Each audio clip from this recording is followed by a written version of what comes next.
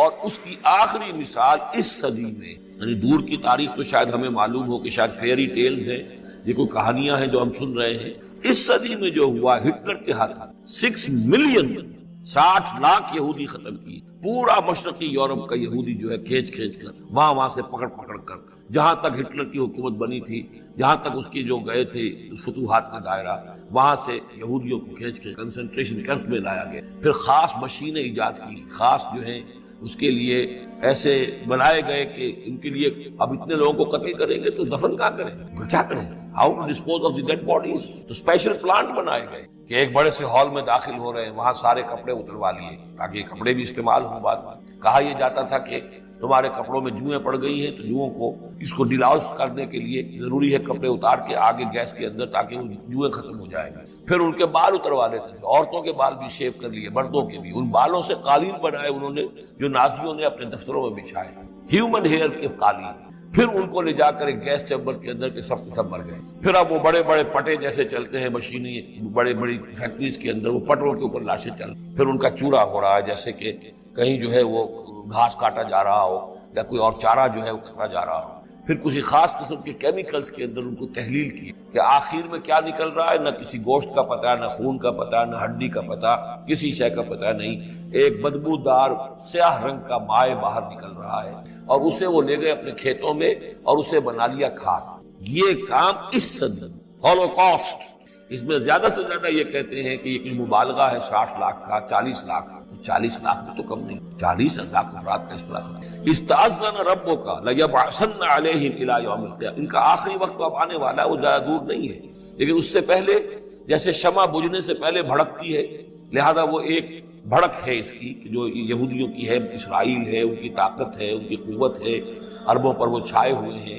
اور واقعہ یہ ہے کہ مسلمان جس عذاب کے مستحق ہو چکے ہیں، اور ان میں سے عرب چونکہ ہمارے ہاں اونچے درجے کے، اس اعتبار سے امت کے اندر ان کا مقام اونچا درجے کا ہے کہ حضور عرب تھے، انہی کی زبان میں اللہ کی کتاب ہے، اور ان کی جو اللہ تعالیٰ کے دین کی طرف سے جو انہوں نے پیٹھ پھیری ہے، لہذا اس کی جو سزا انہیں مل رہی ہے وہ یہ ہے کہ ایک مغضوب علیہم قوم کے ہاتھوں ان کی تذلیل ہو، ان کے سامنے جھکنا پڑ رہا، جن کے ساتھ کسی ایک کمرے میں کبھی بیٹھتے نہیں تھے، اب ان کے ساتھ گفت و شنید جو ہے اور ان کے ساتھ بغل گیر ہونے کی نوبت جو ہے وہ آئی ہے۔ اور ابھی جو کچھ ہونا ہے وہ خیر دوسری بات ہے، میں اس میں نہیں جانا چاہتا، وہ آخری وقت بھی آئے گا، پھر جو ہے حضرت مسیح علیہ السلام بھی نازل ہوں گے، اور وہی چونکہ ان کی طرف رسول تھے، رسول اللہ بنی اسرائیل، تو آخری وہ عذاب ہلاکت کہ جو باقی 6 قوموں کا تو آ چکا، حضرت نوح علیہ السلام، حضرت نوح کے سامنے بیٹا جو ہے وہ غرق ہوا کہ نہیں ہوا، حضرت ہود، حضرت صالح، ان سب کے سامنے جو ہے ان کی قومیں ہلاک ہوئیں، تو اب حضرت مسیح کو اٹھا لیا گیا تھا، وہی آئیں گے اور انہی کے ہاتھوں یہ اپنے کیفر کردار کو پہنچیں گے اور ان کا ایک ایک بچہ ختم، لیکن اس سے پہلے ان کے ہاتھوں مسلمانوں پر اللہ کے عذاب کے بڑے کوڑے بنے۔ To add insult to injury, کہ ایک یہودی قوم کے ہاتھوں، مغضوب علیہم قوم کے ہاتھوں پٹائی ہوگی، اور جو ہو رہی ہے، لیکن یہ کہ ابھی شدید تر صورت میں اس کا شروع ہونے والا ہے معاملہ۔ کوئی دنوں کی بات ہے کہ مسجد اقصی شہید کر دی جائے گی، اور پھر ایک طوفان جو ہے یہودی چاہتے ہیں کہ اللہ کے نور کو اپنے منہ کی پھونکوں سے بجھا دیں۔ تاریخی اعتبار سے سب سے پہلے چلیے اس ماحول میں جب یہ آیات نازل ہوئی ہیں، اس وقت اگرچہ اسلام کی مخالفت میں 2 گروہ تھے جو سرگرم تھے، ایک مشرکین عرب جن کے سر خیل تھے مشرکین مکہ، اور دوسرے یہودی۔ چنانچہ یہی بات ہے جو سورہ مائدہ میں فرمائی گئی، لَتَجِدَنَّ أَشَدَّ النَّاسِ عَدَاوَةً لِلَّذِينَ آمَنُوا الْيَهُودَ وَالَّذِينَ أَشْرَكُوا، تم پاؤ گے کہ اہل ایمان سے دشمنی میں شدید ترین تمام انسانوں میں یہودی ہیں اور مشرک ہیں۔ مکے کے مشرک یا جزیرہ نما عرب کے مشرک اس وقت جن کے سر خیل تھے، جن کے لیے قرآن مجید میں سورہ توبہ میں ائمہ کا لفظ آیا ہے، فقاتلوا ائمۃ الکفر، ایک طرف وہ تھے جو شدید مخالف اور دوسری طرف یہودی، لیکن ان دونوں کی مخالفت کے انداز میں فرق تھا، یہ نوٹ کرنا چاہتا ہوں میں آج، اچھی طرح سمجھ لیں۔ پہلا فرق یہ تھا کہ مشرکین عرب سامنے سے وار کرتے تھے جمع مردی کے ساتھ، ان کے مقابلے میں ان کی مخالفت میں کمینگی نہیں تھی، وہ اپنے باطل معبودوں کے لیے بھی گردن کٹا رہے تھے۔ ابو جہل نے کہا تھا ذرا نیچے سے گردن کاٹنا تاکہ اونچی نظر آئے کہ سردار کی گردن ہے، جب تم کسی چیز پر اس کو اوپر لٹکاؤ گے۔ 70 جانیں انہوں نے پیش کی ہیں بدر میں اپنے دین باطل کے لیے اور اپنے معبودان باطل کے لیے۔ اس کے برعکس یہودیوں کی مخالفت تھی کمینگی والی مخالفت، ان میں مقابلے کی ہمت نہیں تھی، جرت نہیں تھی. لا یقاتلونکم جمیعا، سورہ حشر میں فرمایا یہ یہودی کبھی تم سے مسلمانوں جمع ہو کر جمعیت کی شکل میں ڈٹ کر میدان میں آ کر مقابلہ نہیں کر سکیں گے. الا فی قرى محصنۃ او من وراء جدر، بڑے مضبوط قلعہ بندیوں میں اپنے آپ کو محفوظ کر کے اور فصیلوں کے پیچھے سے، دیواروں کے پیچھے سے، عورتوں کی طریقے سے پتھراؤ کریں گے، اس کے سوا کچھ نہیں کر سکتے. تو پہلا فرق یہ تھا کہ مشرکین مکہ اور مشرکین عرب بالعموم مخالفت کر رہے تھے، لیکن ان کی مخالفت جمع مردوں والی مخالفت تھی، سامنے کے دشمن کی حیثیت سے کھلم کھلا علی الاعلان. جبکہ یہودیوں کی مخالفت میں کمینگی تھی، سازشی انداز تھا، خود لڑنے کی بجائے دوسروں کو ابھار ابھار کر لاتے تھے. اور دوسرا بڑا فرق کیا تھا؟ اس پہلے فرق کو تو نمایاں کیا اسی لفظ سے کہ گویا کہ اپنے منہ کی پھونکوں سے بجھانا چاہتے ہیں. ابو جہل بھی بجھانا چاہتا ہے اللہ کے نور کو، لیکن اپنے زور بازو کی بنیاد پر.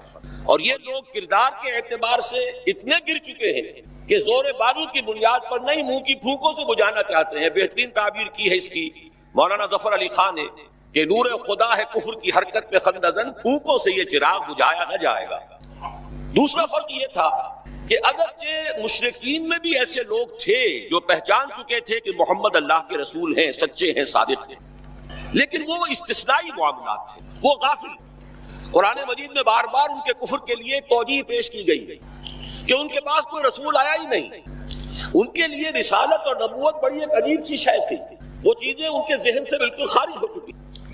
لیکن یہود کا معاملہ اس کے برعکس تھا، وہ 100% پہچانتے تھے محمد رسول اللہ کو صلی اللہ علیہ وسلم. بالخصوص ان کے علماء یعرفونہ کما یعرفون ابناءہم، پہچانتے ہیں اسے جیسے کہ اپنے بیٹوں کو.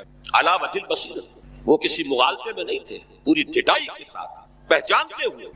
آپ کو تو معلوم ہے کہ حضور صلی اللہ علیہ وسلم کی جو نشانیاں ہیں ان کا تو معاملہ بہت آگے کی بات ہے. حضور کے ادنا رفقا کا معاملہ کیا تھا کہ حضرت عمر رضی اللہ تعالیٰ عنہ کے بارے میں پوری ان کی صفات ان کے ہاں موجود تھی، اور عیسائی علماء نے ان کے ساتھ ٹیلی کر کے ہی حضرت عمر کو سامنے کھڑے ہو کے دیکھ کر اور پھر جو ہے یروشلم کا قبضہ دیا تھا کہ ہاں یہ وہی درویش بادشاہ ہے جس کا ذکر موجود ہے ہماری کتابوں میں کہ یروشلم اس کے ہاتھوں فتح ہو. تو یہ دو فرق ذہن میں رکھیے، یریدون لیطفئوا نور اللہ بافواہہم واللہ متم نورہ. دوسری بات جو سوچنے کی ہے اس آیت میں کہ نور اللہ سے مراد کیا ہے. اللہ کا نور ایک اعتبار سے ذہن منتقل ہوتا ہے قرآن حکیم کی طرف. نور اصل میں قرآن مجید میں ہدایت کے لیے بھی آتا ہے. تورات کے لیے آیا فیہا ھدی و نور، انجیل کے لیے آیا فیہ ھدی و نور، روشنی ہی سے انسان راستہ دیکھ سکتا ہے. الہدیٰ قرآن حکیم، ہدایت کاملہ، اس کے لیے خاص طور پر لفظ آیا ہے. سورہ تغابن میں فرمایا فآمنوا باللہ ورسولہ والنور الذی انزلنا واللہ بما تعملون خبیر. ایک مفہوم تو یہ ممکن ہے قرآن مجید کے اس اصول کے تحت کہ القرآن یفسر بعضہ بعضا. ویسے یہ کہ اس کا عام مفہوم اسلام، ہدایت، جس معنی میں چاہے لے لے، لیکن میرا ذہن زیادہ جس چیز کو قبول کر رہا ہے وہ ایک ایسے شخص کی تعبیر ہے جو اگرچہ کوئی معروف عالم دین نہیں تھا. میں نہ عارف، نہ مجدد، نہ محدث، نہ فقیہ. اقبال اپنے بارے میں صاف کہہ رہا ہے، میں نہ عارف، نہ مجدد، نہ محدث، نہ فقیہ. لیکن واقعہ یہ ہے اور آپ کے علم میں ہوگا، میرا موقف یہ ہے، اس دور میں قرآن مجید کا نور بصیرت اللہ تعالیٰ نے بڑے وافر پیمانے پر انہیں عطا کیا تھا. انہوں نے تعبیر کیا ہے اس نور کو نور توحید. چنانچہ یہ اتمام کا لفظ اس کے ساتھ واللہ متم نورہ، جواب شکوہ کے شعر میں کہ وقت فرصت ہے کہاں، کام ابھی باقی ہے، نور توحید کا اتمام ابھی باقی. واللہ متم نورہ ویا اللہ الا یتم نورہ. یہ بھی نوٹ کر لیجئے، عربی زبان میں شدید تاکید کرنی ہو تو اس میں فاعل کی شکل میں لایا جاتا ہے. واللہ یتم نورہ بھی ہو سکتا تھا، نہیں، واللہ متم نورہ کر کے رہے. اور پھر اس کو منفی اسلوب میں بھی بیان کر دیا تھا کہ کوئی شک و شبہ نہ رہے. مثبت بھی آ گیا واللہ متم نورہ، اور منفی ویا اللہ الا یتم نورہ، اللہ کو ہرگز منظور نہیں ہے مگر یہ کہ وہ اپنے نور کا اتمام فرمائے. وقت فرصت ہے کہاں، کام ابھی باقی ہے، نور توحید کا اتمام ابھی باقی ہے. میں چونکہ یہاں اسی تعبیر کو اختیار کر رہا ہوں، اس کے اعتبار سے ایک سوال پیدا ہوتا ہے، کیا نور توحید کسی بھی اعتبار سے نامکمل تھا، ناقص تھا، جس کے اتمام اور تکمیل کی ضرورت تھی؟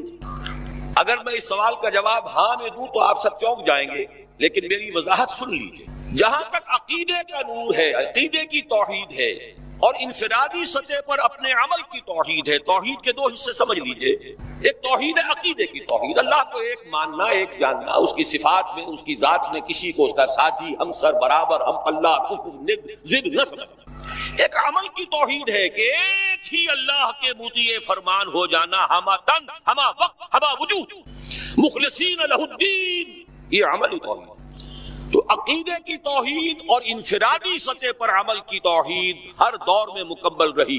حضرت آدم کی بھی مکمل تھی، حضرت نوح کی بھی مکمل تھی، تمام انبیاء کرام کی مکمل تھی، نہ ان کی عقیدے کی توحید میں کوئی کسر ہو سکتی تھی، نہ انفرادی سطح پر عمل کی توحید تھی۔ لیکن ایک توحید ہے اجتماعی سطح پر عمل کی توحید، پورے نظام زندگی کا اللہ کے حکم کے تابع ہو جانا، یہ ابھی مکمل ہونا تھا، اس کی تکمیل ہونی تھی۔ افراد موحد تھے اپنی زندگیوں میں بھی، اپنے عقیدے میں بھی۔ نظام جیسا آج آپ غور کیجئے، بڑے بڑے فنے خواہ موحد موجود ہیں ہمارے ہاں، فنے خواہ سمجھتے ہیں اپنے آپ کو کہ معلوم ہوتا ہے شرک ہمارے قریب بھی نہیں آ سکتا۔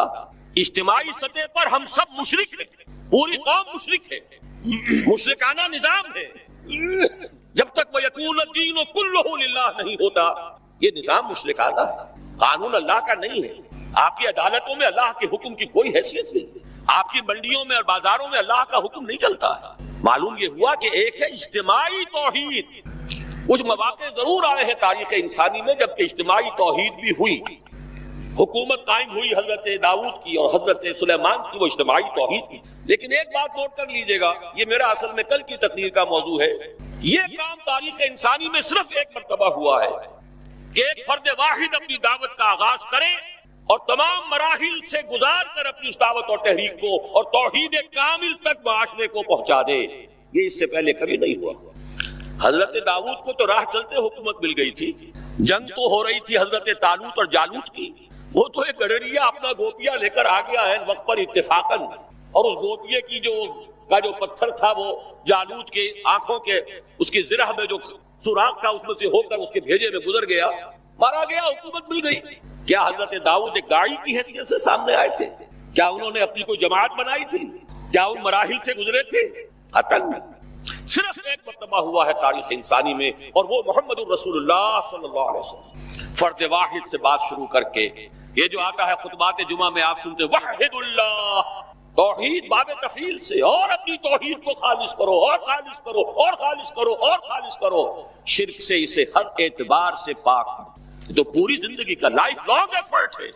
آخری امتحان توحید کا جو لیا ہے ابراہیم کے رب نے، دیکھیں اس بوڑھے کے دل میں کہیں اپنے بیٹے کی، اکلوتے بیٹے کی محبت تو ہم سے زیادہ نہیں ہو گئی؟ کیسے کیسے امتحانات سے گزر چکا وہ بوڑھا، کیسے کیسے امتحانات، لیکن آخری امتحان دعائیں مانگ مانگ کر بیٹا لیا تھا۔ فلما بلغ معه السعی، اور جب اب ذرا ہاتھ بٹانے کے قابل ہوا، کہیں اس کی محبت ہماری محبت سے زائد تو نہیں ہو گئی؟ انی ارا فی المنام انی اذبحک فانظر ماذا تری، اسی لیے جو آتا ہے قرآن مجید میں بار بار حضرت ابراہیم کے لیے آخری سند کے الفاظ آتے ہیں وما کان من المشرکین، شرک کے ہر شائبے سے پاک۔ تو یہ توحید عملی اجتماعی سطح پر ہونی باقی تھی۔ اس کا تعلق ہے اگلی آیت سے، یہ کب ہوگی؟ هو الذی ارسل رسولہ بالہدی ودین الحق لیظہرہ علی الدین کلہ ولو کرہ المشرکون۔ اللہ نے اپنے ان آخری رسول کو محمد صلی اللہ علیہ وسلم کو تو بھیجا ہی ہے الہدا، وہ دین حق اور الہدا اور دین حق دے کر تاکہ غالب کرے۔ جب تک دین غالب نہیں توحید ناقص ہے۔ عقیدے کی توحید ہو سکتا ہے کہ ہو، انفرادی سطح پر بھی ہو سکتا ہے، ایک آدمی جہاں جہاں بھی اللہ کا حکم مان سکتا ہو مان رہا ہو، لیکن آخر وہ کسی قوم کا فرد ہے، کسی ریاست کا شہری ہے، کسی خاندان کا فرد ہے، چہار طرف سے جکڑا ہوا ہے رشتوں میں اور تعلقات میں۔ اس کی زندگی کے کتنے گوشے ہیں کہ جن کو ابھی وہ مشرکانہ نظام اپنی گرفت میں لیے ہوئے ہیں۔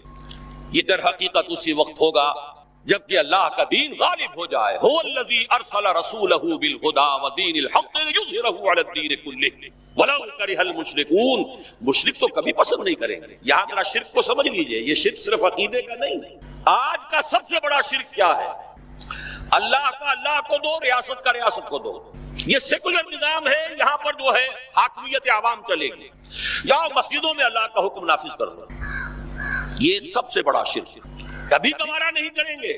وہ توحید ہو جائے، اللہ ہی کا حکم چلے، سب پر یکساں جاری ہو جائے، سب یکساں اللہ کے حکم کے تابع ہو جائیں. وَلَوْ كَرِهَ الْمُشْرِكُونَ، مشرک کبھی نہیں چاہیں گے، لیکن ان کی مخالفت کے علی الرغم، ان کی ساری ریشہ دوانیوں کے باوجود، ان کی تمام سازشوں کے باوجود اللہ کا دین غالب ہو. اب ذرا تاریخی اعتبار سے جائزہ لیجئے. ابھی ہم تھے اس ماحول میں جبکہ ابھی یہ آیات نازل ہو رہی تھی. پہلی بات تو یہ سمجھ میں آ گئی کہ محمد الرسول اللہ صلی اللہ علیہ وسلم کا مقصد بعثت ہے غلبہ دین. یہ نوٹ کرنے کی بات ہے، کسی اور رسول کے لیے اللہ نے قرآن مجید میں یہ الفاظ استعمال نہیں کیے.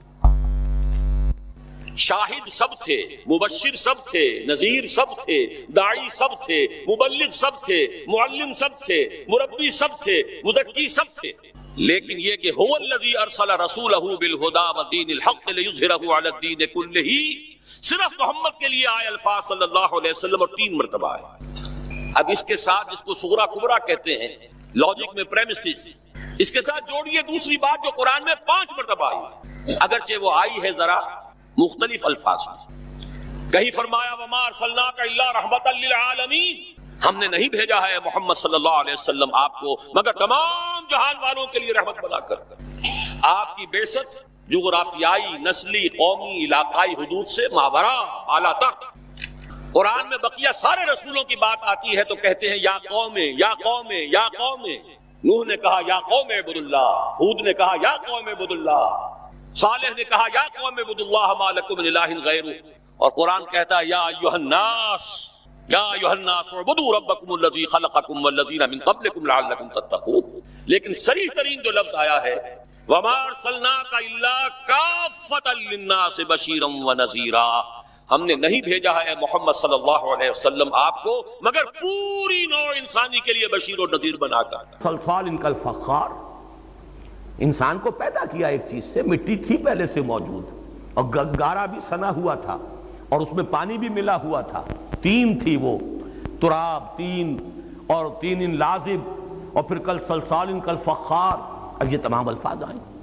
خلق الجان من مارج من نار، جنوں کو پیدا کیا ہے نار، آگ کی لپٹ سے، آگ کی کا شعلہ جو ہے اس کی ہوا سے، اس سے پیدا کیا. خلق کسی شے سے کسی شے کا بنانا اور اس میں ٹائم ایلیمنٹ آئے گا.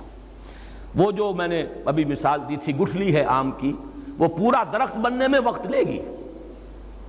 وہ جو ہے افرأیتم ما تمنون، وہ جو منی کی بوند ٹپکا دی جاتی ہے، وہ پورا بچہ بننے میں 9 مہینے لے گی. بغیر 9 مہینے کے وہ بچہ جو ہے وجود میں نہیں آئے گا. ٹائم ایلیمنٹ ہے اس میں. خلق میں ٹائم ایلیمنٹ ہے، امر میں کوئی وقت نہیں ہے. اسی کے حوالے سے یہ بات سمجھ میں آ جائے گی ارواح کے لیے بھی کوئی وقت نہیں ہے. جس طریقے سے ملائکہ کے ایک جگہ سے دوسری جگہ جانے میں چاہے وہ کتنا فاصلہ ہو، عرش بری سے لے کر، اور جو ملائکہ مقربین ہیں اور وہ اس فرش تک آ رہے ہیں، انہیں وقت نہیں لگتا. اس میں ٹائم ایلیمنٹ ہے ہی نہیں. اس میں ٹائم ختم سرے سے، اس کا ہے ہی نہیں کوئی ایفیشنٹ. وہ تو اس میں فرق سمجھیے.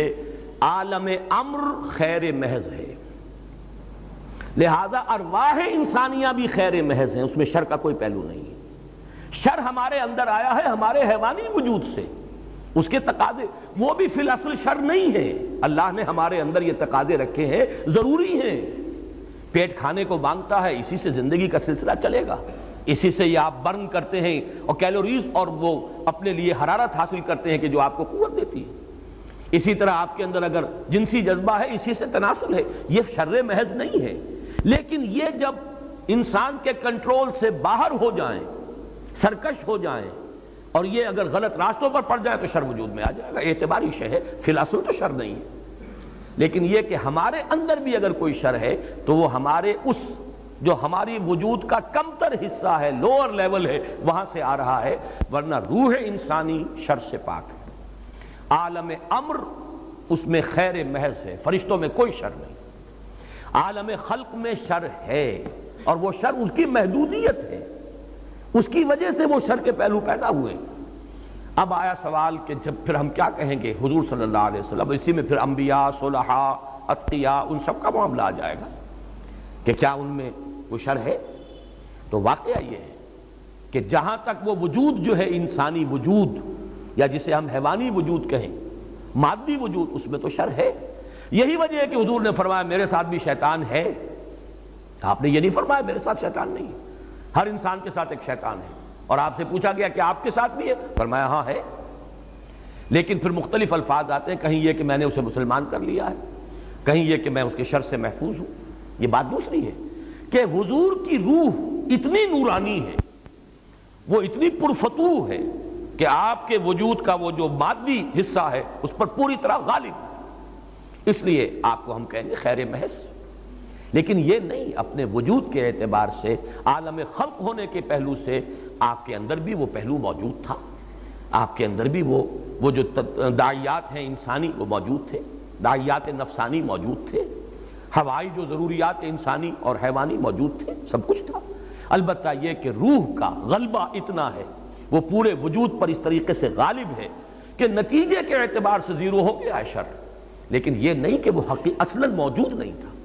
تو اس بات کو نوٹ کر لیجئے، قل اعوذ برب الفلق من شر ما خلق۔ اصل میں تو اس سورہ مبارکہ کا مضمون ان دو آیتوں کے حوالے سے مکمل ہو گیا۔ باقی تین آیتیں ما خلق ہی کے تین حصوں کی مزید وضاحت ہے۔ ما خلق جو الفاظ ہیں ان کی عمومیت دیکھیے تو وہ تو گویا کہ پورے وجود پر، پوری مخلوقات پر، من حیث ہوا مخلوق، جس اعتبار سے وہ مخلوق ہے وہ شر اس کے اندر موجود ہے، اس کی محدودیت کی بنا پر، لہذا وہ تمام چیزیں اسی میں مندرج ہیں، لیکن ان کو مزید واضح کیا ہے ضروریات انسانی کے لیے۔ وَمِن شَرِّ غَاسِقٍ إِذَا وَقَبَ، یہاں پھر وہ لفظ آ گیا جس میں تھوڑی سی وضاحت کی ضرورت ہوگی۔ غسق کے معنی جو ہیں اس میں بھی خاصا اختلاف ہے اہل لغت کے مابین۔ غسق تاریکی کو بھی کہتے ہیں، اور مراد اکثر نے لیا ہے رات جب کہ وہ چھا جائے، رات جب کہ وہ تاریک ہو جائے۔ یہ معنی بھی لیے گئے کہ اس کا اصل مفہوم ہے ٹھنڈا ہو جانا، رات جب کہ ٹھنڈی ہو جائے، یہ بھی گویا کہ رات کے گہرے ہو جانے کا یہ ایک انداز ہے۔ ایک مفہوم یہ بھی ہے کسی شے کے غسق ہونے کا مطلب کیا ہے؟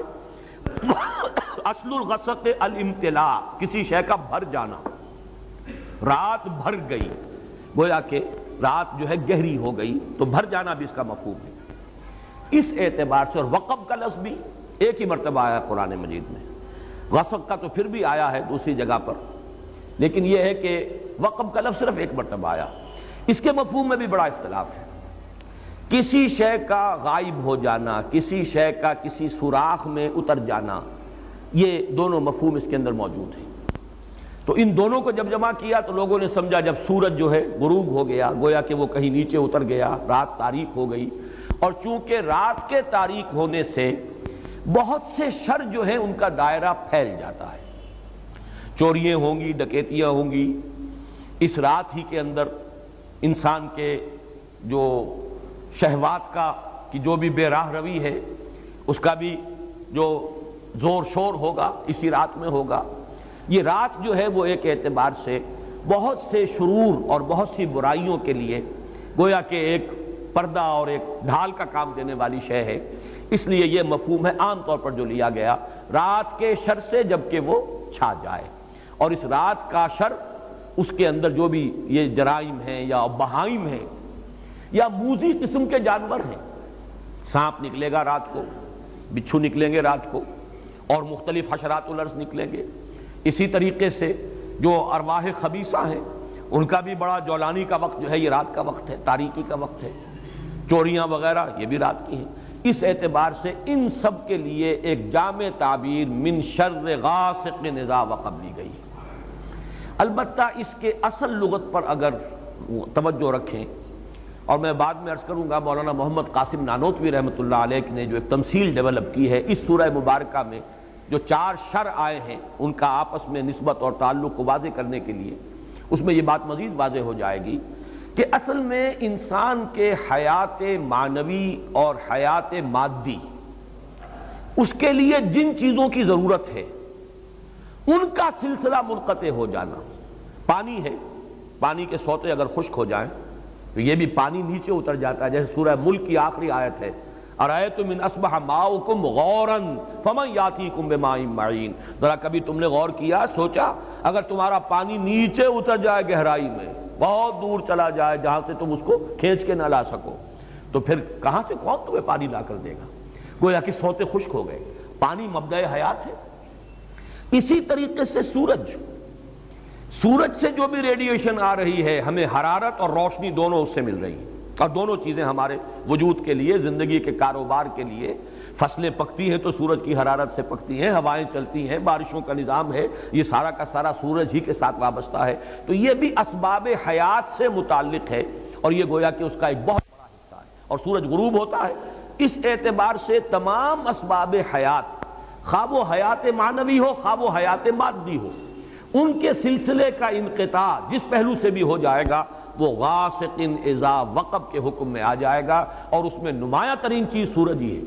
آپ کو معلوم ہے کہ انسان نے جب اب عہد طفولیت اس کے شعور کا تھا تو سب سے پہلے جس کو معبود مانا ہے وہ سورج ہے، اس لیے کہ اتنا تو سمجھ میں آ گیا تھا انسان کے سورج کی گرمی سے یہ سارا دھندا چل رہا ہے، سورج کی حرارت سے یہ ہوائیں چلتی ہیں، سورج کی حرارت سے یہ ہماری فصلیں پکتی ہیں، اس اعتبار سے سورج گویا کہ مبدا سمجھا انہوں نے کہ ہمارے وجود کا اور ہماری ربوبیت کا سب سے بڑا وسیلہ اور ذریعہ سورج ہے۔ اسی لیے تمام دیوتاؤں میں سورج دیوتا، چاہے وہ مصر کے دیوتاؤں کی فہرست ہو اور چاہے وہ ہندوستان کی، آپ کو معلوم ہوگا کہ سورج جو ہے اور سورج کی پرستش یہ سب سے زیادہ رہی ہے، اس کا غروب ہو جانا گویا کہ اسباب حیات کا کوئی بھی حصہ، کوئی بھی سلسلہ، حیات معنوی اور حیات مادی دونوں کا اگر اس کا سلسلہ منقطع ہو جائے تو لفظ کے عموم میں وہ سب آ جائیں گے، وَمِن شَرِّ غَاسِقٍ إِذَا وَقَبَ، اگرچہ اس کی نمایاں ترین صورت جو ہے وہ سورج، لہذا اس کا غروب ہو جانا، اور اس کے ہمیں معلوم ہے کہ یہ انسان کا عام تجربہ ہے کہ جرائم اور خرابیاں اور برائیاں اور یہ موذی جانور اور وحوش اور حشرات الارض یہ سب کے سب رات کے وقت نکلتے ہیں، اس لیے عام طور پر ذہن اس پر مرتکز ہوا، لیکن لفظ کا عموم میں پھر عرض کر رہا ہوں کہ تمام اسباب حیات، چاہے وہ حیات معنوی ہو اور چاہے مادی، ان میں سے کسی کے سلسلے کے منقطع ہونے پر اس لفظ کا اطلاق ہو جائے گا، وَمِن شَرِّ غَاسِقٍ إِذَا وَقَبَ وَمِن شَرِّ النَّفَّاثَاتِ فِي الْعُقَدِ، اور پھونک مارنے والیوں کی شر سے کہ جو گرہوں پر، عقدوں پر پھونک مارتی ہیں۔ یہ ہے وہ جادو اور ٹونے کا معاملہ، جادو ٹونا ٹوٹکا۔ اس میں نفاسات کیوں آیا؟ جادوگر تو مرد بھی ہوتے ہیں، عورتیں بھی ہوتی ہیں، اس کے بارے میں مختلف تعبیرات کی گئی ہیں، چونکہ ان کے نفوس کی یہ شرارت ہے لہذا نفس کی طرف نسبت دیتے ہوئے اسے مؤنث بنایا گیا، یا چونکہ ان کی جماعتیں ہیں، ان کے گروہ ہیں، لہذا ایک جماعت کے لیے لفظ مؤنث کہا جاتا ہے عربی زبان میں، تو شاید اس کے اعتبار سے نفاسات کہا گیا۔ ایک رائے یہ بھی ہے کہ عاصم ابن لبید کی بہنیں اور بیٹیاں خاص طور پر ماہر تھیں، اور جو جادو اس نے کیا حضور صلی اللہ علیہ وسلم پر اس میں وہ بھی شامل تھی، اس لیے شاید یہ نفاسات کا لفظ آیا ہے۔ بہرحال اس پر ہمارے تمام مفسرین کا اجماع ہے کہ اس سے مراد ہے جادو کے لیے، ٹونے کے لیے، ٹوٹکے کے لیے کچھ پھونک پھونک کر گرہوں پر پھونکے مارنا اور گرہ لگانا۔ عقد یہ جمع ہے عقدے کی، عقدہ کہتے ہیں گرہ، تو عقدہ جمع اس کی عقد، گرہوں پر پھونکے مارنے والیوں کے شر سے رب الفلق کی پناہ میں آتا ہوں۔ یہ معاملہ جو ہے میں چاہتا ہوں کہ ذرا ایک اس کی لغوی بحث سمجھ لیجئے، نفس کسے کہتے ہیں۔ اب یہاں بھی آپ دیکھیں گے نفس اور نفخ، نفخ قریب ہے، یہ نفس سا جب آئے گا تو وہ سین نہیں ہے، ویسے تو لفظ نفس بھی اس کے قریب ہے، نفس تنفس، سانس لینا، سانس میں بھی یہ ہوا جو ہے اندر جاتی ہے باہر آتی ہے، لیکن نفخ کے معنی پھونک مارنا۔ نفخ اس کو کہتے ہیں پھونک کو جس کے ساتھ کوئی تھوک وغیرہ شامل نہ ہو۔ نفس وہ ہے جو زور کے ساتھ پھونکا جائے، پھونک ماری جائے تو کچھ نہ کچھ لعاب جو ہے اس کے ساتھ شامل ہو جاتا ہے۔ تفل کہتے ہیں باضابطہ پھونکنے کو۔ تو نفس جو ہے یہ نون فا اور سا، یہ نفس جو ہے نفخ اور تفل کے مابین کی شے ہے، جب زور کے ساتھ پھونک ماری جاتی ہے تو کچھ نہ کچھ لعاب جو ہے اس کے ساتھ شامل ہو جاتا ہے، یہ ہے نفس، پھونکے مارنا شدت کے ساتھ، زور کے ساتھ۔ اور اس میں بھی میں یہ سمجھتا ہوں کہ وہی کہ جو بھی انہوں نے جو کچھ پڑھا ہے ان کلمات کے اندر جو بھی خرابی ہے، اس کے ساتھ ساتھ وہ جنہوں نے ریاضتیں کی ہوئی ہیں، مشقیں کی ہوئی ہیں، ان کی اپنی انرجی کا جو ایک حصہ ہے وہ اس پھونک کے اندر شامل ہو کر وہ اس جادو کا ذریعہ اور سبب بنتا ہے۔ نفاسات فی العقد، یہ ایک صرف طبقہ ہے دور جدید میں کہ جو اس جادو کو اور حضور صلی اللہ علیہ وسلم پر بالخصوص جادو کے اثر ہونے کی نفی کرتا ہے۔ یہ وہ جدید معتزلہ یا ریشنلسٹ گروپ جو ہمارے ہاں پیدا ہوا ہے، جس کے امام اول اس بر عظیم پاک و ہند میں سر سید احمد خان تھے۔ انہوں نے جنوں کا وجود بھی علیحدہ نہیں مانا، جن بھی انسان ہی ہے، زیادہ مشتعل مزاج انسانوں کو جن کہہ دیا گیا ہے، استعارتاً کہہ دیا گیا، آگ سے بنائے گئے۔ جیسے ہم کہہ دیتے ہیں کہ فلاں شخص غصے سے آگ بگولا ہو گیا، وہ آگ تو نہیں ہو جاتا، انسان ہی رہتا ہے، لیکن یہ کہ جو انسان مشتعل مزاج ہو، کہہ دیا گیا کہ وہ آگ سے پیدا کیا۔ بہرحال انہی کا ایک ذہن ہے جو ہمارے ہاں مختلف شاخیں جو ہیں، مثلا قادیانیوں نے جو تفسیر لکھی ہے وہ مختلف تفسیریں، اور اس میں مولوی محمد علی کی تفسیر کا تو شہرہ بھی بہت ہے، اس لیے کہ واقعہ یہ ہے محمد علی لاہوری، اس شخص نے چونکہ تفسیر رازی سے، امام رازی نے الفاظ کی لغت کی جتنی بھی شرح کی ہے، لغوی شرح، وہ سب کی سب نقل کر دی ہے۔ اب وہ لوگ سمجھتے ہیں کہ بہت علم کا خزانہ ہے، بہت بڑی کوئی شے ہے یہ، تو اس کا بڑا اثر ہوا ہے اور اس سے کافی لوگوں نے اثر قبول کیا۔ پھر علامہ مشرقی، ان کا فکر وہی جدید سائنٹیفک ریشنلزم، اسی طریقے سے پرویز صاحب، ان کا فکر، اور کچھ درجے میں جیسا کہ میں بار بار ذکر کرتا رہا ہوں، مولانا اصلاحی صاحب بھی اس فکر سے متاثر ہیں۔ مختلف جگہوں پر حدیثوں کا معاملہ جہاں ان کا آتا ہے، اس میں یہ اگر تجزیہ کریں گے تو معلوم ہوگا کہ وہی اصل بات ہے۔ چنانچہ اس میں انہوں نے کافی مذمت کی ہے ان لوگوں کی کہ جو اس جادو وغیرہ کے معاملے کو اس طریقے سے تسلیم کرتے ہیں، حالانکہ علمی بحث کا تقاضا یہ تھا کہ ان احادیث پر نقد کریں، جرح کریں، لیکن پھر بھی کم سے کم اس معاملے میں نے دیکھا کہ انہوں نے اجمالاً کچھ تھوڑا سا مان بھی لیا ہے، لیکن یہ کہ عام قاری جب پڑھے گا ان کی بحث کو تو وہ اس کی نفی کی طرف ہی راغب ہوگا، لیکن یہ کہ اگر بہت ہی گہرائی میں دیکھا جائے تو کچھ مانا ہے انہوں نے اس میں، اور اس کا سبب میں بیان کر چکا ہوں۔ مولانا فراہی، جن کی عظمت کا میں بہت قائل ہوں، قرآن مجید پر جو محنت انہوں نے کی ہے، جس طرح مائکروسکوپ لگا کر وہ اس کے ایک ایک لفظ کو سمجھنے کی کوشش کرتے ہیں، بہت کم انہوں نے تصانیف کی ہیں، اور جو بھی ہم تک پہنچی ہیں، واقعہ یہ ہے کہ ان کی دقت نظر اور ان کی محنت اور ان کا شغف، ان کا ذوق و شوق، ان سب کی پوری گواہی ان کی تصانیف سے ملتی ہے۔ لیکن سر سید کا قرب رہا، علی گڑھ میں رہے، اور ظاہر بات ہے سر سید کی شخصیت جو ہے وہ بہت مؤثر شخصیت تھی۔ ہمارے ہاں بھی خلیفہ عبد الحکیم صاحب ہوتے تھے، یہ پورا ادارہ ثقافت اسلامیہ جو ہے اس پر اس ایک شخص کی بڑی چھاپ ہے، اور فکری اعتبار سے بہت بلند تھا، لیکن وہی نیشنلزم، وہی جو اقلیت ہے اس دور کی، جو علماء بھی وہاں گئے ہیں، حالانکہ سکہ بند علماء تھے، سکہ علماء تھے، لیکن ان کے فکر سے متاثر ہو گئے۔ یہ ایک ثبوت ہے کہ ایسی شخصیت جو ہے اس کے اثرات ہو جاتے ہیں۔ مولانا فراہی رہے علی گڑھ میں، استاذ بھی رہے، طالب علم بھی رہے، پھر یہ کہ سر سید ہی کے کہنے پر وہ وائس رائے کے ساتھ انہوں نے ایسٹ افریقہ کا دورہ بھی کیا، مترجم کی حیثیت سے انگریز وائس رائے کے ساتھ گئے، تو اس سے یہ ہے کہ کچھ نہ کچھ تاثر ان کے ہاں بھی موجود ہے۔ لیکن یہ بات جان لیجئے کہ صرف اس طبقے کو علیحدہ رکھ دیجئے تو باقی سب کے نزدیک جادو برحق ہے، کلمات کی تاثیر ثابت ہے، ہر کلمہ خیر ہو، کلمہ شر ہو، اس کی کوئی تاثیر ہے، اس کے کوئی نتائج ہیں، اور اس کے نتائج نکلتے ہیں۔ جیسے کہ جسمانی کسی کو زخم لگایا جائے، جیسے حضور صلی اللہ علیہ وسلم کو بھی زخم لگا ہے غزوہ احد میں، خون کا فوارہ چھوٹا، زیادہ خون بہہ گیا تو غشی بھی طاری ہوئی، سب کچھ ہوا، دندان مبارک شہید ہوئے۔ جیسے جسم اطہر پر یہ اثرات جو ہیں خارجی حملوں اور خارجی جو زخم لگے ہیں ان کے ظاہر ہوئے، اسی طرح یہ مانوی قسم کا جو حملہ تھا اس کا بھی نبی اکرم صلی اللہ علیہ وسلم پر اثر ہوا ہے۔ یہ صحیحین کی روایات سے ثابت ہے، اور میں یہ سمجھتا ہوں کہ اس سے انکار کرنا در حقیقت یہ اس دور کے بڑے فتنوں میں سے ایک فتنہ ہے۔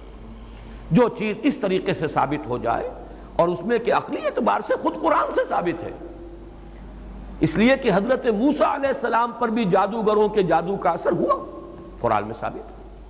جب مقابلہ ہوا ہے، اور حضرت موسیٰ علیہ السلام کا معجزہ بھی یہی تھا نا کہ عصا ڈالتے تھے زمین میں، وہ اژدہا بن جاتا تھا، حیۃ تسعیٰ، سانپ ہے ہلنے والا چل رہا ہے، اور وہی کچھ انہوں نے کر کے دکھا دیا عارضی طور پر۔ جادوگر آئے، انہوں نے اپنی چھڑیاں اور اپنی رسیاں پھینکی، اور وہ بھی نظر آئیں، سب کو نظر آئیں کہ جیسے سانپ ہے چل رہے ہیں، جیسے سب کو نظر آئیں حضرت موسیٰ کو بھی نظر آئیں۔ جیسے نظر بندی آپ کہتے ہیں، نظر بندی سب کی ہوئی تو حضرت موسیٰ کی بھی ہو گئی۔ عصمت انبیاء سے یہ کوئی شے بعید نہیں ہے، معلوم ہوا کہ قرآن سے ثبوت مل رہا ہے۔ اور جیسے حضرت موسیٰ علیہ السلام کے بارے میں تو یہاں تک ہے فَأَوْجَسَ فِي نَفْسِهِ خِیفَةً موسیٰ، ایک خوف پیدا ہوا اندر، اور خوف جو ہے بالکل سمجھ میں آتا ہے، معقول بات ہے، منطقی بات ہے کہ فوراً یہ اثر ہوا ہوگا کہ یہ تو وہی کچھ انہوں نے کر کے دکھا دیا جو اللہ تعالیٰ نے مجھے عطا فرمایا تھا معجزہ۔ دیکھنے والوں کو تو وہی کچھ نظر آ گیا، فرق کیا ہوا؟ ڈگری کا فرق رہ جائے گا شاید۔ لیکن یہ کہ جب اللہ تعالیٰ نے فرمایا ہے موسیٰ لا تخف انک انت الاعلیٰ، گھبراؤ نہیں، تم ہی جیتو گے، تم ہی سربلند رہو گے، گھبراؤ نہیں، خوف محسوس نہ کرو، ذرا جو تمہارے ہاتھ میں اسے ڈالو تو صحیح، الق ما فی یدک الق عصاک، پھینکو۔ اور اب اس اژدہا نے جو حضرت موسیٰ کے عصا سے بنا ہڑپ کر لیا ان تمام سانپوں کو جو نظر آ رہے تھے، تو معلوم ہوا کہ یہ جادو تھا، اور یہ جادو نہیں کوئی اور شے ہے۔ اور یہ بھی میں نے بارہا عرض کیا ہے کہ یہ بات، یہ حقیقت بھی منکشف انہی پر ہوئی جو جادوگر تھے۔ دوسرے والوں کو تو دیکھنے کو یہی پتا چلا ہوگا یہ بڑا جادوگر، یہ چھوٹے جادوگر، اور کیا، بڑا جادوگر غالب آ گیا، چھوٹے جادوگر جو ہے نا ہار گئے۔ بڑے جادوگر کا نے جو جادو پیدا کیا اس نے ہڑپ کر لیا چھوٹے جادوگروں کے جادو کو، تو زیادہ سے زیادہ ان کے ذہن میں تو یہی بات آئے گی۔ لیکن جادوگر جانتے تھے یہ شے کچھ اور ہے، یہ جادو نہیں ہے، اس لیے کہ ہر ماہر فن اپنے فن کی لیمیٹیشنز کو جانتا ہے۔ یہ تو اسٹیفن ہاکنگ سے پوچھئے کہ فزکس کی اس وقت کیا لمٹ ہے جس سے آگے فزکس نہیں جا سکتی، یہ کسی بھی بڑے سے بڑے ماہر سے پوچھئے کہ کیا ہماری لیمیٹیشنز ہے۔ بہت بڑا معالج آج آپ کو بتائے گا کہ فلاں بیماری کے ضمن میں یہ ہماری لیمیٹیشن، اس سے آگے ہم نہیں جا سکتے۔ فرض کیجئے ایک دم کوئی اس سے 1000 گنا آگے کی کوئی بات آ جائے تو اسے معجزہ کہا جائے گا، یہ معجزہ ہے، یہ کوئی اور شے ہے۔ یہ انسانی علم اور سائنس کی ترقی کا معاملہ نہیں ہے۔ انسانی علم اور انسانی سائنسی ترقی جو ہے وہ تو قدم بقدم آگے بڑھتی ہے، سٹیپ بائی سٹیپ، اس طریقے سے چھلانگے تو نہیں لگایا کرتے۔ بہرحال جب حضرت موسیٰ پر بھی وہی تاثر ہوا جو باقی لوگوں پر تھا تو قرآن سے ثابت ہے، تو حضور صلی اللہ علیہ وسلم پر بھی یہ ہوا ہے۔ باقی مختلف لوگوں نے مختلف طریقے سے اس کی نفی کی ہے، مذاق اڑایا ہے، اس پر یہ کہہ دیا کہ اس سے تو پھر نبی کی عصمت جو ہے وہ ختم ہو گئی۔ لوگ جو کہتے تھے کہ یہ جادوگر ہیں، گویا کہ ان روایات اور ان احادیث کو ہم قبول کر لیں تو جادو کا اثر ہو جانا ثابت ہو گیا، حالانکہ اس میں بھی بڑا فرق ہے۔ وہ کہتے تھے جادوگر کس معنی میں کہ یہ خود جادو کر رہا ہے، یہاں یہ کہ جادو کا اثر آپ پر ہوا ہے، اور وہ بھی اثر اس درجے میں نہیں ہوا کہ جس سے آپ کی عصمت مجروح ہو جائے اور غیر معتبر ہو جائے، اس لیے کہ اس کا کسی اور کو تو پتہ ہی نہیں چلا، گھر والوں کو بھی اندازہ نہیں ہوا، صرف حضور نے اس کیفیت کو محسوس کیا ہے، اور وہ بھی صرف دنیاوی معاملات میں۔ کسی نماز کے بارے میں یہ نہیں آیا کہ حضور نے نہ پڑھی ہو اور آپ کو یہ گمان ہو گیا ہو کہ میں پڑھ چکا ہوں، نہیں۔ البتہ یہ کہ تعلق زن و شوق، میں اپنی فلاں اہلیہ کے ہاں ہو آیا ہوں لیکن آپ نہیں گئے، اس طرح کا کچھ معاملہ، انسانی معاملات، خالص بشری تقاضوں کے ضمن میں، بشری معمولات کے ضمن میں تو یہ اثر ہوا ہے کہ آپ نے کوئی کام نہیں کیا لیکن خیال یہ کیا کہ کر لیا ہے۔ باقی یہ کہ جو کار نبوت ہے یہ ہے محفوظیت۔ اللہ تعالیٰ نے اس جادو کے اثر سے بھی جو آپ کا فرض منصبی ہے، آپ کے نبوت و رسالت کے جو پہلو ہیں ان کو محفوظ رکھا ہے، اس زمانے میں بھی، اس دور میں بھی جبکہ آپ پر یہ جادو کا اثر تھا۔ بہرحال جادو برحق ہے، البتہ جادو کرنا کفر ہے۔ زہر میں تاثیر ہے، کسی کو زہر کھلانا یہ بہرحال جرم ہے، یہ قتل عمد ہے، زہر سے مارنا اس کی تو سزا ہو جائے گی۔ اس اعتبار سے نوٹ کر لیجئے وَمِن شَرِّ النَّفَّاثَاتِ فِي الْعُقَدِ، اور یہ بھی گویا کہ ایک شکل ہوئی من شر ما خلق کی۔ آخری ہے وَمِن شَرِّ حَاسِدٍ إِذَا حَسَدَ، اور حسد کرنے والے کے حسد سے جبکہ وہ حسد کرے۔ اب حسد کے ساتھ ہی نوٹ کر لیجئے، اگرچہ یہاں تو مذکور نہیں ہے، یہ نظر کا لگ جانا، عین العین حق، بعض روایات میں آیا حضور نے فرمایا اس کے اندر اثر ہے۔ انسان کسی حاسدانہ نگاہ کے ساتھ کسی پر نگاہ ڈالتا ہے، اس میں ایک زہر ہے، یہ نگاہیں مسموم ہیں، اس میں زہر ہے موجود، سمی اثرات ہیں، اور اس کے اثرات تو پڑتے ہیں۔ اور یہ جیسا کہ میں عرض کر رہا تھا کہ جدید دور میں جادو کے لیے بھی مثلاً حضور کے بالوں کی ضرورت پڑی، اور یہ جینیٹکس کے حوالے سے اور جینز کے حوالے سے بات آج سمجھ میں آ جائے گی، اس لیے کہ جن ارواح خبیثہ کے ذریعے سے آپ کو کام لینا ہے وہ جادو تو وہاں پڑا ہوا ہے اس کنویں کے اندر. وہ جو بھی تاثرات ہیں انہیں تلاش کرنا ہے، ان اثرات کو اس شخص معین کو، جس شخص معین پر جادو کرنا مقصود ہے، اور اس کے وجود کا کوئی جز جس کے کہ وہی جینز ہوں گے کہ جو ان کے اپنے وجود کے ہیں، ان کے حوالے سے گویا کہ یہ ایک راستہ ہے، یہ اس کی آئیڈینٹیفیکیشن کا ایک ذریعہ ہے. اسی اعتبار سے یہ حسد یا یہ نگاہ کا لگ جانا، میں سمجھتا ہوں کہ آج کی فزکس اگر تھوڑی سی بھی آپ پڑھیں تو ریڈیشنز نگاہ پار ہو جاتی ہے انسان کے. ایسی بھی تو ریز ہے نا، ایکس ریز کیا ہیں، آپ کے وجود میں سے گزر جاتی ہیں. یہ ultraviolet, infrared rays, یہ تمام کی تمام ایکس ریز، یہ کیا ہے، وجود کو چیر کر گزرتے ہیں. تبھی تو اس فلم کے اوپر اثر پڑتا ہے جو فلم کے پیچھے لگی ہوئی اور آپ سامنے کھڑے ہوئے ہیں، آپ کی ہڈیاں علیحدہ نظر آ رہی ہیں اور گوشت جو ہے وہ علیحدہ نظر آ رہا ہے. یہ تمام چیزیں آج سمجھ میں آتی ہیں. اور وہ فوٹونز جن کا میں نے ابھی عرض کیا 1 ملینتھ ملین 5 دفعہ کہیے، 30 صفریں لگائیے ایک پر، تو 1 ملی میٹر کا اتناواں حصہ جو ہے وہ ایک فوٹون ہے. یہ تو وجود کے اندر سرایت کر کے کہیں سے کہیں نکل جانے والی چیزیں. ان ریڈیشنز کے حوالے سے ایٹمک ایکسپلوژن جو ہے اس کی ریڈیشن ہے جو آپ کو معلوم ہے کہ جو ذرا ذرا سے حادثے ہو رہے ہیں، چرنوبل میں ہوا ہے، کہیں ہو گیا تھا بھوپال میں، اور اس کی پھر ریڈیشنز کے کیا کیا اثرات ہوئے، وہ شے نظر تو نہیں آتی، غیر مرئی چیزیں. آج کی دنیا میں جب آپ ای ایس پی کو مان رہے ہیں، ایکسٹرا سینسری پرسیپشن، نہ آپ کے کانوں کے ذریعے سے آپ کو پرسیپشن حاصل ہوئی ہے، نہ آنکھوں کے ذریعے سے، آپ کے سینس آرگنز انوالوڈ ہی نہیں ہے، but you are having perception, extrasensory perception. اسی طریقے سے ٹیلی پیتھی ہو رہی ہے. ایک بات آپ اپنے دل کے اندر، اپنے ذہن کے اندر جماتے ہیں، مرتکز کرتے ہیں، اور جس شخص کے ساتھ آپ چاہتے ہیں رابطہ، اس تک اس بات کو منتقل کر دیتے ہیں. یہ سب کچھ کیا ہے؟ اس کے بعد تو اس دور میں بھی اگر کوئی لوگ بات کریں، یعنی سر سید کو میں سمجھتا ہوں کہ وہ معذور تھے، میں انہیں انتہائی مخلص آدمی سمجھتا ہوں، مسلمانوں کا بہت مخلص. باقی یہ کہ رائے سے اختلاف ہو سکتا ہے. علماء دیوبند کے سامنے کیا راستہ تھا، مسلمانان ہند کے لیے ان کے پاس کیا دلائل تھے، اور سر سید احمد مرحوم کے پاس کیا راستہ تھا، ان کے کیا دلائل تھے. اس میں آپ فوراً اگینسٹ جو ہے وہ ایک علیحدہ بحث ہو جائے گی. اس کے لیے آپ پروز اینڈ کونس کو ماپتے رہیے اور تولتے رہیے، توازن کرتے رہیے، لیکن مخلص ہونا ان کا ہر شک و شبے سے بالاتر ہے. اسی طریقے سے ان کو میں معذور سمجھتا ہوں اس لیے کہ وہ اس دور میں سانس لے رہے تھے جبکہ 2 اعتبارات سے واقعہ یہ ہے کہ جمے رہنا، کھڑے رہنا بہت مشکل تھا. ایک تو انگریز آیا فاتح کی حیثیت سے. اب فاتح اس سے تو مرعوب ہے، جب آپ مفتوح ہیں تو آپ مرعوب بھی ہیں، لازماً مرعوب ہیں تو اس کی تہذیب، اس کا تمدن، اس کے تمام معاملات لا محالہ اس کی عظمت آپ کے ذہن کے اندر بیٹھتی چلی جائے گی. نمبر 2 یہ کہ وہ سائنس لے کر آیا. اب وہ سائنس جو ہے وہ نیوٹونین دور کی سائنس ہے، وہ آئنسٹائن کے دور کی نہیں. آئنسٹائن کا دور تو 1905 سے شروع ہو رہا ہے اور 1897 میں یا 98 میں سر سید کا انتقال ہو چکا ہے. تو یہ نیا دور جو 1905 سے، اور اس کے بعد وہ تھیوری آئی ہے پھر 1915 وغیرہ میں، ہوتے ہوتے اب وہ جہاں تک پہنچا ہے میں نے اس کا تھوڑا سا اندازہ آپ کو بتایا. تو یہ دور اور ہے، بالکل وہ دور اور تھا. بدقسمتی یہ ہے کہ ہمارے یہ مفسرین سائنس پڑھتے نہیں، انہیں معلوم ہی نہیں، اس میدان سے انہیں سرے سے کوئی شغف ہے ہی نہیں.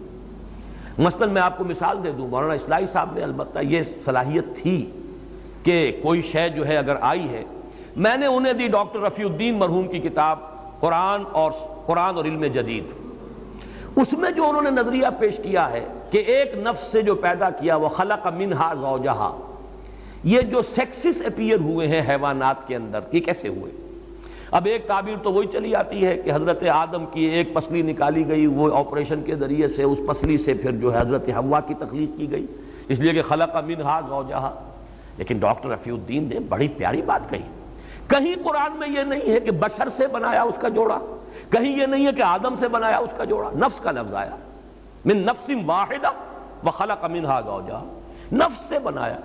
تو وہ نفس جو ہے در حقیقت وہ تو نفس، اس کے ارتقائی جو مراحل ہیں تو سائنس نے آج بتا دیا ہے کہ ابتدا میں جو اینیملز تھے، لوور اینیملز، وہ یونی سیکس تھے، ان میں سیکس تھا ہی نہیں. ایک امیبا ہے، ایک سیل ہے، آج بھی 2 حصوں میں تقسیم ہو گیا. ایک باپ کے 2 بیٹے ہو گئے، بس اللہ خیر صلی اللہ، باپ ختم ہوا اس کے ساتھ ہی، اس لیے کہ اب تو 2 بیٹے ہی بیٹے رہ گئے. اس کے بعد ذرا ہائر سٹیج پر آئے، ایک ہی حیوان ہے، اس میں میل اور فیمیل دونوں خواص موجود ہیں، ہرمیفروڈائٹ. ایسے پودے موجود ہیں آج بھی جن کے اندر یہ دونوں چیزیں ہیں. ایسے پودے بھی ہیں جو علیحدہ علیحدہ ہوتے ہیں، نر اور مادہ. اسی طریقے سے یہ در حقیقت پہلے سیکس نہیں تھا، ایک جان، جنس نہیں تھی، جان تھی، نوع تھی، جنس نہیں تھی، اسی میں سے پھر جنس برآمد ہوئی۔ یہ جو نظریہ پیش کیا ڈاکٹر رفیع الدین صاحب نے، قرآن مجید کی آیات کے ساتھ مطابقت ثابت کر دی۔ کہیں یہ نہیں ہے کہ آدم سے اس کا جوڑا بنایا، یہ نہیں ہے کہ بشر سے اس کا جوڑا بنایا، نفس سے بنایا، نفس سے جوڑا بنا، خلق منہا زوجہا، جیسے کہ وہ سورہ نساء کی پہلی آیت ہے، یا ایھا الناس اتقوا ربکم الذی خلقکم من نفس واحدۃ وخلق منہا زوجہا، ایک نفس سے بنایا۔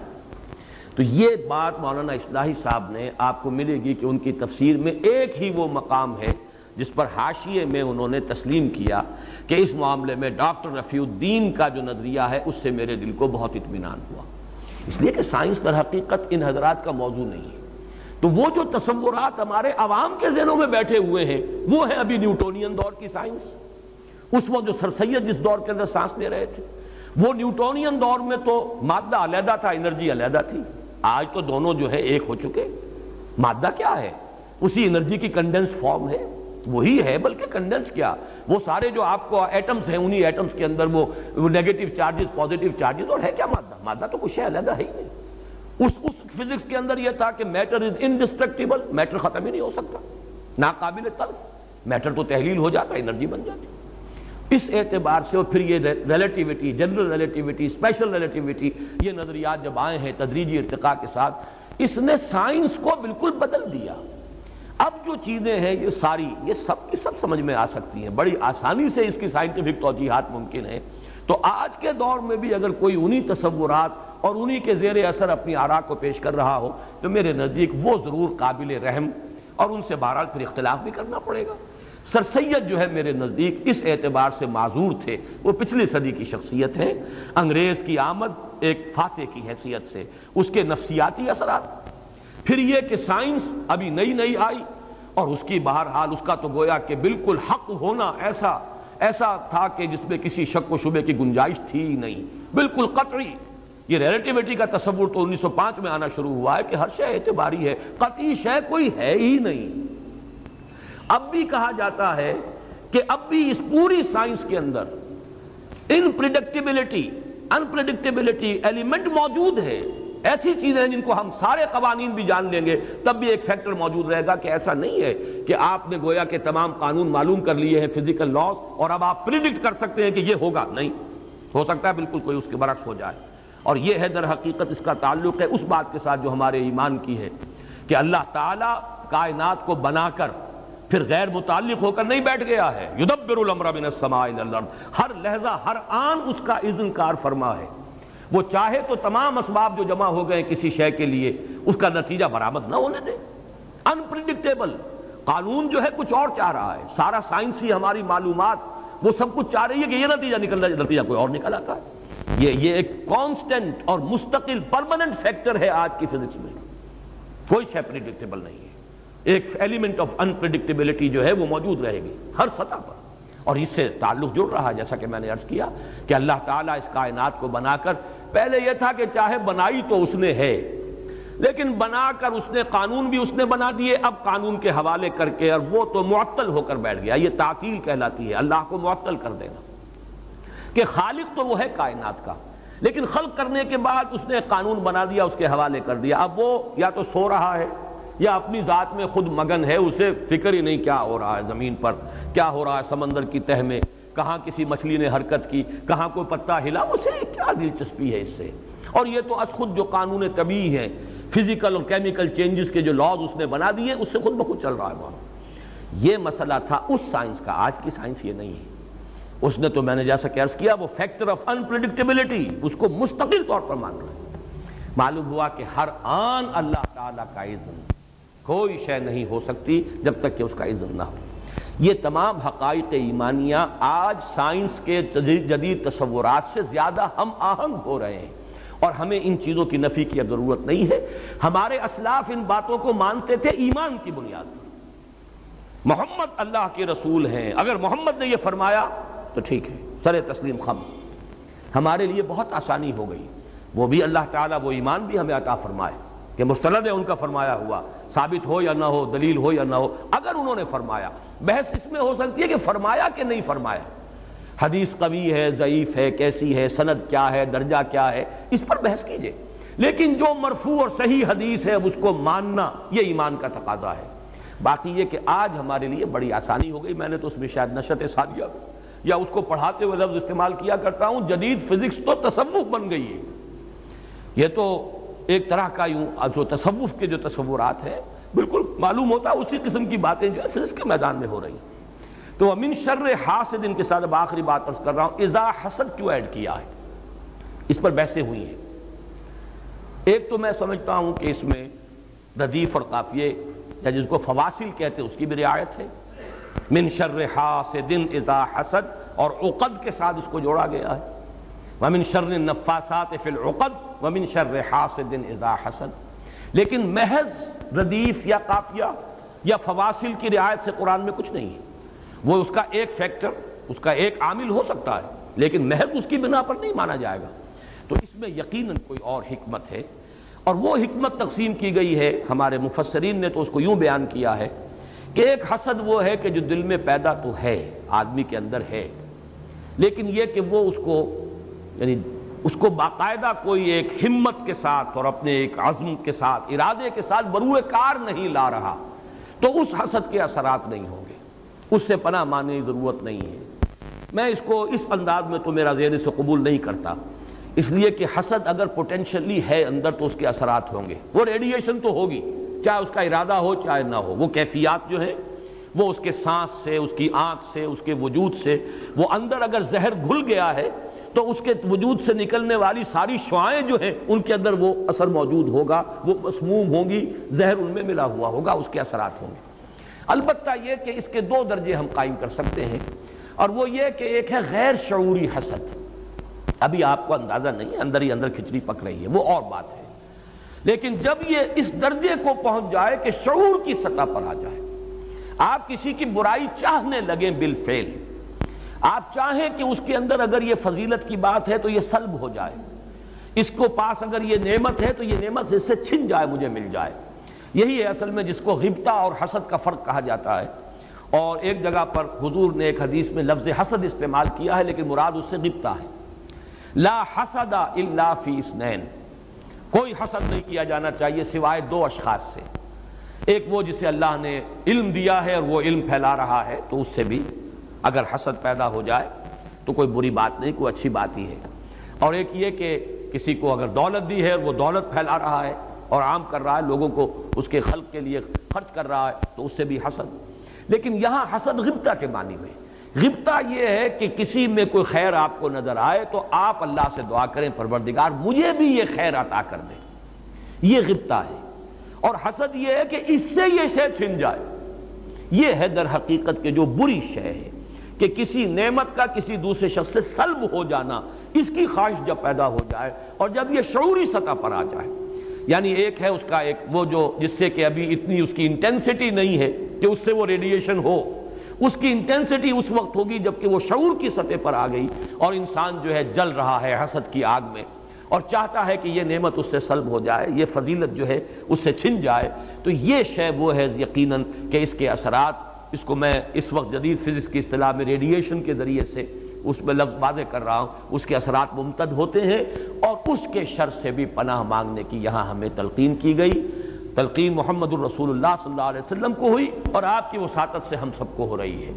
قل اعوذ برب الفلق من شر ما خلق ومن شر غاسق اذا وقب ومن شر النفاثات فی العقد ومن شر حاسد اذا حسد۔ میں جب بھی یہ سورت پڑھتا ہوں تو اگرچہ یہ کہیں مجھے یعنی کوئی معصور تو یہ شے نہیں ملی ہے، لیکن اس کے فوراً بعد بالکل کسی تصنع کے بغیر میرے یہ الفاظ بھی زبان پر آ جاتے ہیں، اللہم انی اعوذ بک یا رب الفلق من شر ما خلقت ومن شر غاسق اذا وقب ومن شر النفاثات فی العقد ومن شر حاسد اذا حسد۔ اسی طرح قل اعوذ برب الناس ملک الناس، تو وہاں بھی اللہم انی اعوذ بک یا ربی و رب الناس و یا الہی و الہ الناس و یا ملکی و ملک الناس۔ تو اس طریقے سے گویا کہ اس لفظ قل چونکہ یہ فعل امر ہے، حکم ہے، تو اس پر ہم اگر فوری طور پر اس کی تعمیل کیا کریں تو یہ اگرچہ معصور نہیں ہے، میں صرف اپنے ذوق کی بات کہہ رہا ہوں، اور بہرحال اس میں کوئی شے ممنوع نہیں ہے، دعا تو ہم مانگ سکتے ہیں، یہ تو دعا ہی کی شکل ہے۔ تو جو الفاظ ہمیں اللہ نے تلقین کیے ہوں انہی کے حوالے سے ہم وہ دعا مانگے، تعوذ کریں۔ قل اعوذ بک، قل کو چھوڑ دیجئے، اعوذ بک اللہم انی اعوذ بک یا رب الفلق من شر ما خلقت۔ اب یہ خلقہ کی بجائے مخاطب کیونکہ ہم کر رہے ہیں اللہ کو، من شر ما خلقت، آگے جو کہ تو الفاظ رہیں گے ان میں کوئی تبدیلی کی ضرورت نہیں۔ ومن شر غاسق اذا وقب ومن شر النفاثات فی العقد ومن شر حاسد اذا حسد۔ دو باتیں اور عرض کرنی ہے، اگرچہ آج تاخیر ہو گئی لیکن پہلے کچھ درس آپ کو بہت مختصر بھی ملتے رہے ہیں۔ ایک مسئلہ ان دونوں صورتوں کے بارے میں ہے۔ حضرت عبداللہ ابن مسعود رضی اللہ تعالی عنہ وہ انہیں قرآن مجید کا جز نہیں سمجھتے تھے، یہ ایک روایت ہے، مصحف میں انہوں نے اسے درج نہیں کیا تھا۔ ان کا فرمانا یہ تھا کہ یہ اللہ کا کلام تو ہے اور حضور پر نازل ہوا، لیکن یہ ہے کہ اس میں تو اللہ نے اپنے نبی کو ایک حکم دیا تھا کہ جو تکلیف آپ کو ہو گئی ہے اس تکلیف کے ازالے کے لیے یہ کلمات ہیں، آپ ان کو پڑھیے، اس کے ذریعے سے اللہ تعالیٰ اس کو ظاہر کر دے گا۔ اس اعتبار سے یہ کلام اللہ تو ہے لیکن مصحف میں شامل نہیں۔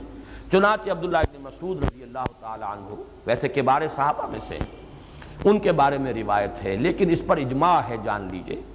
اور چونکہ اس وقت کا معاملہ ایسا ہے کہ وہ علم کے پھیلنے کے اتنے ذرائع موجود نہیں تھے، ایسی روایات ثابت ہیں حضور نے نماز میں یہ دونوں صورتیں پڑھی، اور نماز میں ظاہر بات ہے غیر قرآن جو ہے وہ نہیں پڑھا جا سکتا، نماز میں جو کچھ پڑھا گیا، جب جن رکعتوں میں سورہ فاتحہ کے بعد کچھ حصہ قرآن مجید کی قرأت ہوتی ہے تو وہ قرآن ہی میں سے ہوتی ہے، اس سے باہر نہیں۔ تو اجماع ہے اس پر کہ یہ دونوں صورتیں قرآن کا جز ہیں، بلکہ جیسا کہ میں نے عرض کیا آخری گروپ کی یہی مدنیات ہیں، اسی سے تو اس گروپ کی تکمیل ہو رہی ہے۔ اور حضرت عبداللہ ابن مسعود کی اس رائے کا جو ہے وہ مختلف لوگوں نے تعبیرات کی ہیں۔ یہ بھی کافی احتمال ہے کہ جو ان کا وہ قول چلا آ رہا ہے، وہ جن راویوں نے بیان کیا ہے، شاید ان کے علم میں یہ بات نہ آئی ہو اور بعد میں انہوں نے اپنے اس قول سے رجوع کر لیا ہو۔ بہرحال امت کا اجماع ہے، حضرت عثمان رضی اللہ تعالی عنہ نے جب مصحف تیار کیا ہے اس میں بھی ان کو شامل کیا ہے، اور حضرت ابو بکر صدیق نے جب جمع قرآن کا معاملہ کیا ہے ما بین الدفتین کتابی شکل میں تب بھی اس کو شامل کیا ہے۔ لہذا ایک شاذ رائے سمجھی جائے گی جسے نہ صحابہ میں سے کسی نے قبول کیا اور نہ ہی آپ ان کے بعد بھی یہ امت میں کسی نے بھی اسے قبول کیا، البتہ چونکہ وہ روایت موجود ہے اور یہ ہمارے اسلاف کی دیانت کی ایک مثال ہے، انہوں نے کوئی چیز چھپائی نہیں ہے، کسی کی رائے ہے وہ بیان کر دی تاکہ اب آپ کے لیے غور و فکر کرنے کے لیے مواد موجود رہے۔ اسی لیے تاریخ کی کتابوں میں تو متضاد مواد بھی جمع ہے، لیکن احادیث کی کتابوں میں یہ کہ چھان پھٹک ہوئی ہے، روایت کے اعتبار سے کیا درجہ ہے، اس میں ایسی چیزیں بہت کم ہیں، لیکن پھر بھی اس قسم کی چیزیں جو ہے ان کو روایت کر دیا گیا، یہ ان کی دیانت ہے۔ باقی یہ کہ اس رائے کو اس معنی میں کوئی شخص ماننے کو تیار نہیں، اجماع ہے کہ یہ مصحف کا حصہ ہے، قرآن مجید کا جز ہے۔ آخری بات عرض کر رہا ہوں، مولانا قاسم نانوتوی رحمۃ اللہ علیہ نے یہ جو 4 شر ہیں جن سے کہ اس صورت میں پناہ مانگنے کی تلقین کی گئی، ان کی ایک بڑی پیاری نسبت ایک تمثیل کے ذریعے سے واضح کی ہے۔ ویسے تو یہ صورتیں ایسی ہیں کہ حافظ ابن قیم رحمۃ اللہ علیہ نے پوری کتاب پوری تفسیر اس کی لکھی ہے، اور بہت سے حضرات نے، امام رازی نے اس میں جو بھی نکتے بیان کیے ہیں فلسفے کے، ان میں سے بعض تو میری سمجھ میں آئے نہیں، کچھ وقت بھی میرے پاس اتنا نہیں تھا اس وقت اس مطالعے کے لیے کہ میں اس پر زیادہ وقت صرف کر سکتا، لیکن وہ فلسفیانہ نکات ہیں جن سے مجھے کوئی دلچسپی محسوس نہیں ہوئی۔